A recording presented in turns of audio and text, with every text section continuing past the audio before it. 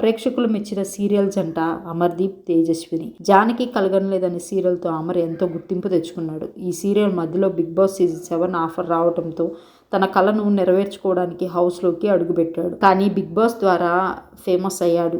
ఎలాగోలా టాప్ 5లో నిలబడి అమర్ బయటకు వచ్చాడు. ఇంకా హౌస్లో ఉన్నప్పుడు అమర్పై చాలా ట్రోల్స్ జరిగాయి. అమర్ భార్య తేజస్విని తల్లిని కూడా నీచంగా తిట్టారు. ఆ సమయంలో తేజు భర్తకు సపోర్ట్గా నిలబడింది.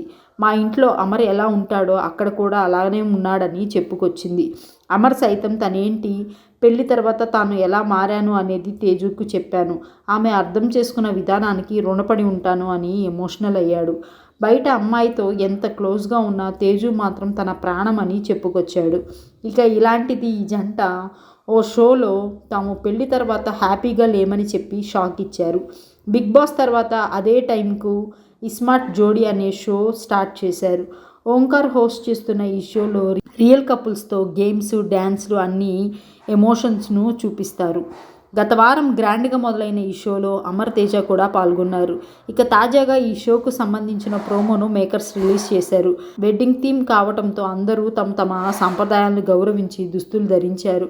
వారు వచ్చాక ఓంకార్ అడిగిన ప్రశ్నకు ప్రతి జంట సమాధానం చెప్పుకొచ్చారు. అమర్, తేజ రాగానే ఒక 10 కుర్చీలు లైవ్గా పెట్టి వారి మధ్య దూరం ఎంతుందో చూపించారు.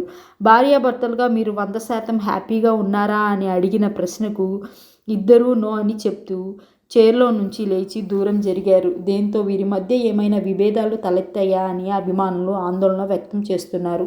ప్రస్తుతం ఈ ప్రోమో నెట్టింట వైరల్గా మారింది. మరి అమర్ తన పెళ్లి గురించి ఎలాంటి విషయాలను చెప్తాడో తెలియాలంటే మాత్రం ఆదివారం వరకు ఆగాల్సిందే.